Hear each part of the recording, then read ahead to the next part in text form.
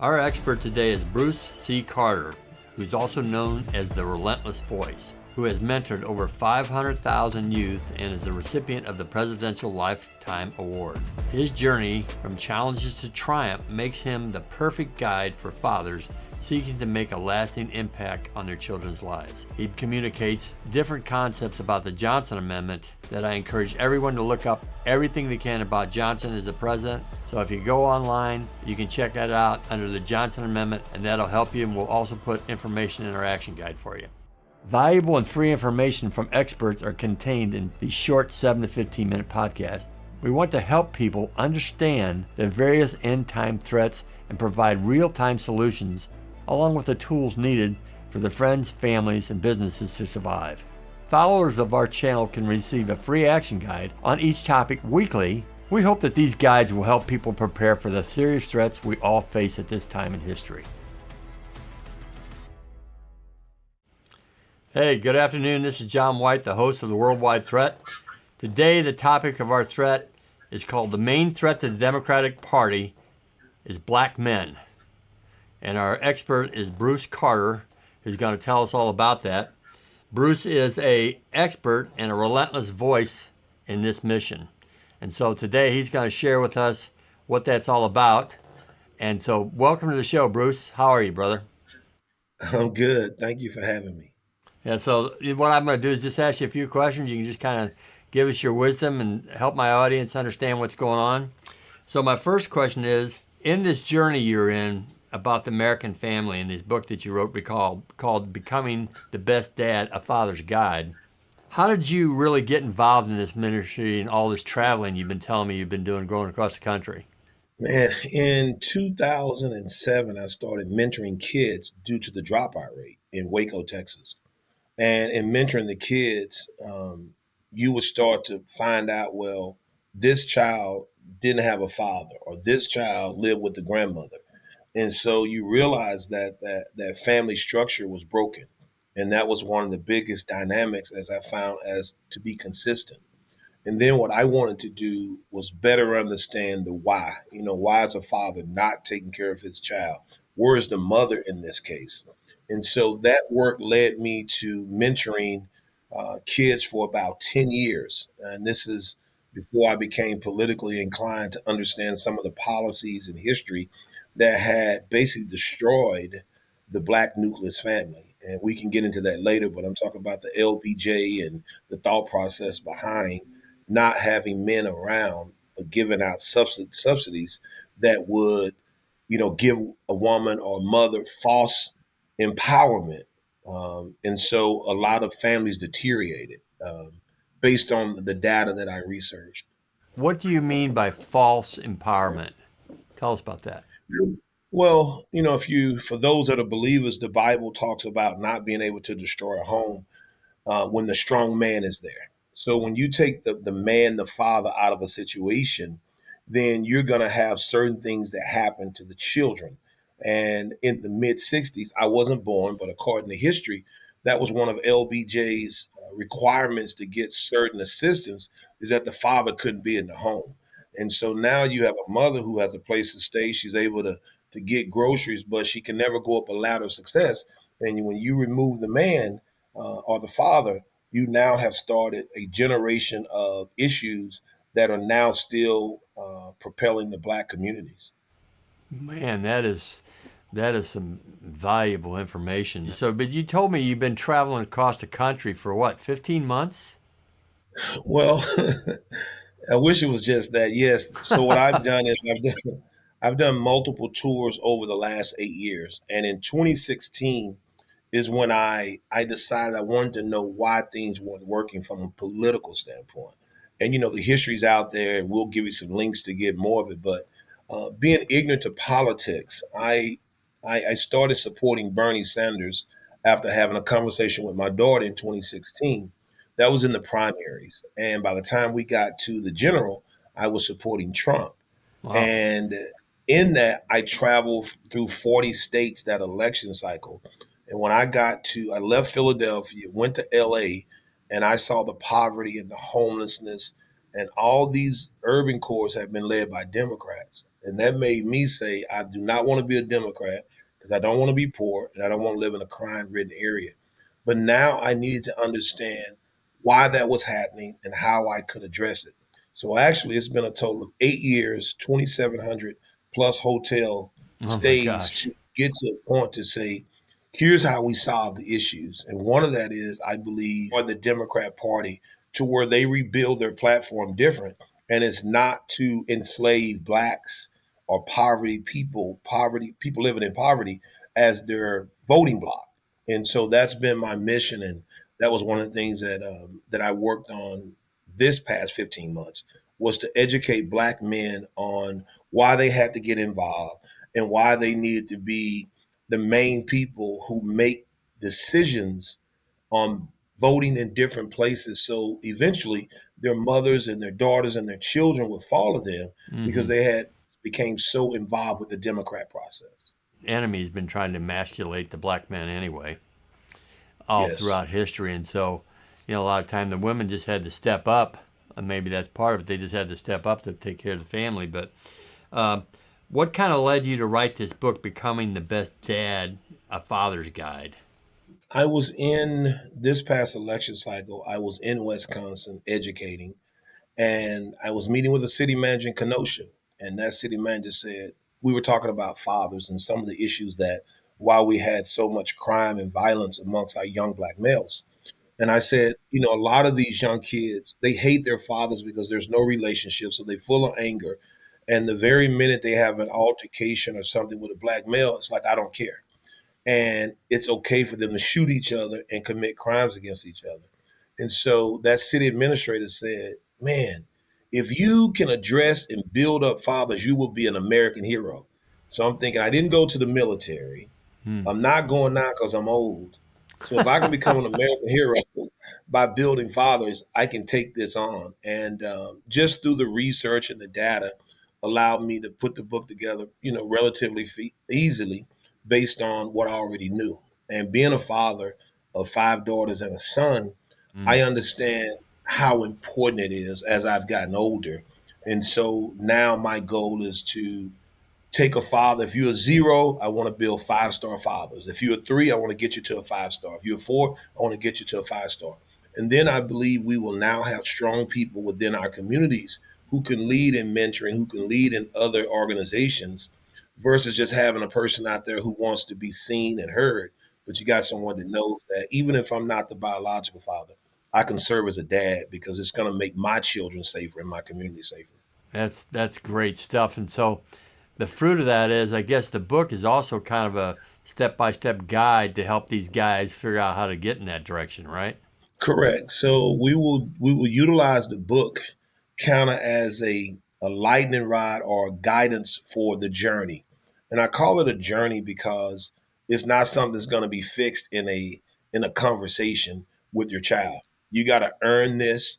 But the good thing about it, it is designed hypothetically, John. Let's say um, a gentleman's in there. His name is Tyrone. Tyrone will now ask his children or child, what does he need to do to become a 5-star? Because they may have rated him as a three. And now you're not out here guessing what you have to do. Your child has said, this is what I need and want from you. And now we will help guide you to accomplish that. If that's your real desire, is to be what I always like to say, a committed, engaged, and active father. And if you do that, then you will be a honored grandfather and you will be a well covered great great grandfather because you've been around your children and they have the respect that your legacy needs to see. What I'm getting from this, actually from the spirit, is you're actually raising up a whole new battlefield against the enemy, and that's exciting to hear because of everything we've had to live. And you're not as old as I am; you're still a young guy, but we're living in the craziest times I think I've ever seen. So it's really a ministry to reach these guys. The title of this thing about this threat to the Democratic Party, and we talked about that a little bit.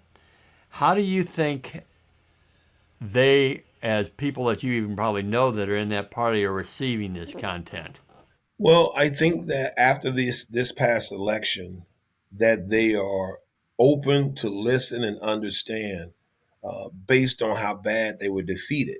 And I have put out some information in mass quantity and no major pushback.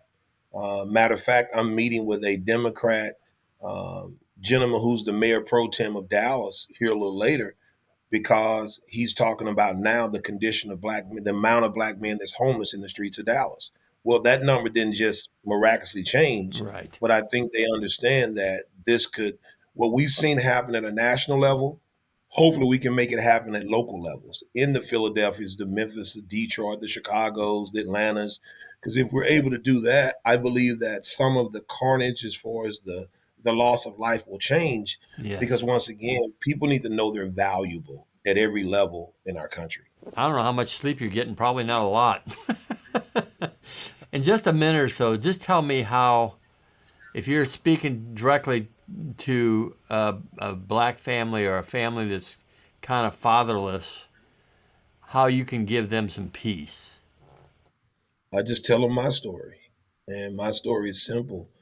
I didn't grow up with my father, but I grew up with a village. I had my mom, my grandmother, my great grandmother. I had my uncles, my great uncles. Then I had my coaches, and because I was so loved, it allowed me to love people.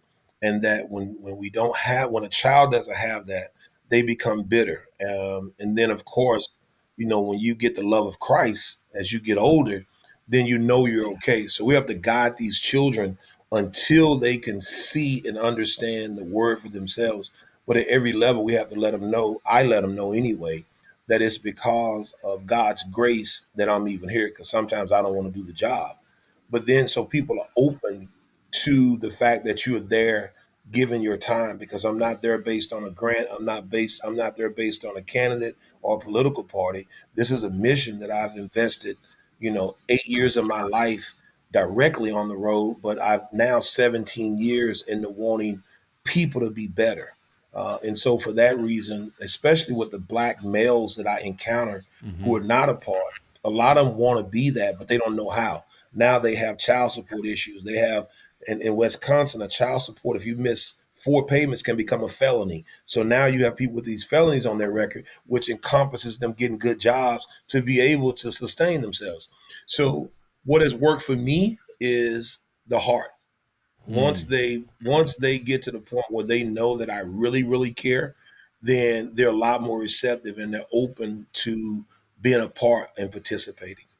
Or are you feeding into the pastors and churches with this information so they can get their mind wrapped around more than they can do at the pulpit, other than just what they are doing? Are they getting this information with what you're doing in this business, in this I ministry?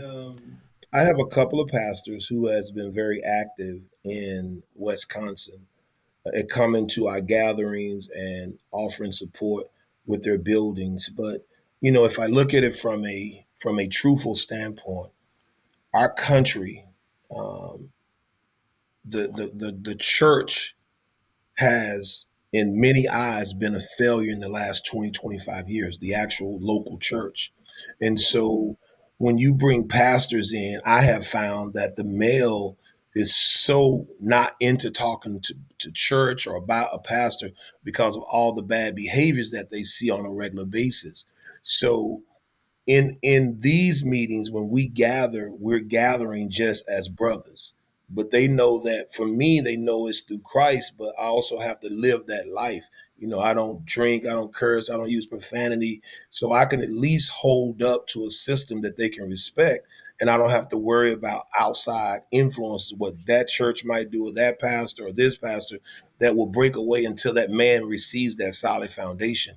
Once he has the solid foundation, he can withstand whatever because he understands his value and what he must do to be the full man that God has put him on this earth to be. Well, we're in a spiritual battle, and you know it just like I do it. We battle not with flesh and blood, but principalities in high places. And the enemy's job is to kill, steal, and destroy, and he's been doing a pretty good job at it. And right Yes. now, there's this meeting we had last night talked about. There's more people getting in revival these days than ever before, And so I'm hoping that pastors throughout the country will hear this message through our audience, and that it'll touch their heart, that they got to open their heart differently to how to deal with the families, how to deal with a family that doesn't have a father figure in it, and how important that is. I think maybe they think they know how, but maybe people like you can make a difference, and we're going to do our best to get this information out to these guys because they need to hear it, because that family eroding is horrible. A friend of ours just told us last night there's a bunch of churches that she knows of, and I think it was New York, they're just going out of business. And if they're going out of Oh business, yes. then there's no place for any of these people to go. And so finally, my final question is, give me about a 2-minute recap about the book, where we can find the book. I know it's on your website, but I really like to let people know about this book, Becoming the Best Dad, A Father's Guide. Maybe a family can pick it up and they can reach back out to the men. For one, it's simple now. You just go to becomingthebestdad.com. Okay. We're going to put it on other platforms, and we call it a guide. So it's not to just sell a book or the guide, is to make sure that you're a part of the process. Yeah. So the process encompasses where we have, maybe it's virtual meetings. We're looking to open a headquarters in Kenosha, Wisconsin, Great. where we deal with barriers. So just giving someone a book or a guide doesn't always work, because a lot of people just, they don't read. So sometimes you got to be able to walk them through the process where there's application. So for me, it's the application and how we have them applied that's going to create the difference. And for my goal for next year is to create or develop 2025 5-star fathers. That's number one. Wow, And that's so that's we will be traveling to the city of where fathers are. We'll look at the barriers. For instance, as I said, child support is a big one. So we're going to put together a production studio where they can produce T-shirts, laser engraving, things they can do that's to great. knock down some of this child support. And when to be that 5-star father we're talking about, if you have a child support issue, it's paid off. I know one father who owes $112,000 Oh my in gosh. child support, because when he went to prison, they still was charging him child support, and then the interest is half of what the actual child support. Well, his children are now 34 and 35, but he has this debt which now has a lien on his home. His credit's jacked up. So he's stuck in a place as a 59-year-old man who could never pay off 112,000. But by putting these things in action that are real practical and viable solutions, I hope and pray that that's what's going to make these men more and more grounded and committed to becoming the best dad. What a great idea. You know what I would just put to my spirit too. I think this is more of a ministry than anything with you. I think everybody that sees this video, and I think we put out a full podcast in 30s and 60s, and we put out an action guide. I'm gonna encourage everybody that sees this to donate to this. Put their money where their mouth is. Put some money out there to help these fathers that got $100,000 out there, right? Because $5 from a lot of people will make a big difference.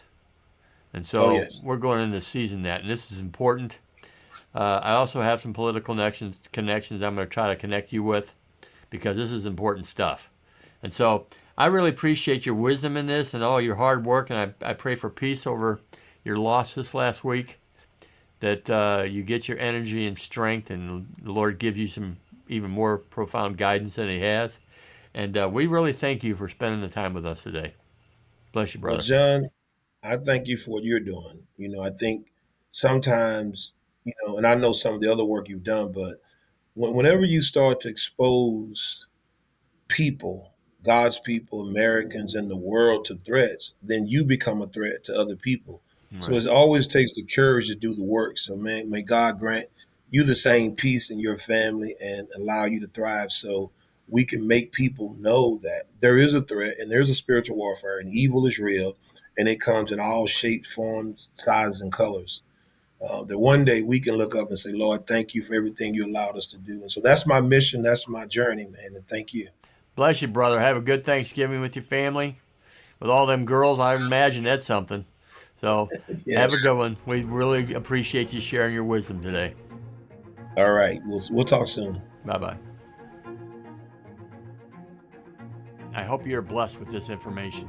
Please like, subscribe, and click on the notification tab to our channel, and we will send you advance notices about upcoming threats to be discussed. Remember to capture the free action guides via our QR code embedded in an episode at the end. As a registered follower of the Worldwide Threat Podcast, you have our permission to download and share every episode and free action guide with your friends, family, and other businesses. Each Thursday, we'll post a new subject for you to consider and discuss. Set your watch to watch and to download the free action guide. Thank you. This is John White, the host of the Worldwide Threat Podcast. Please check out everything we're doing, and blessings to you and your family.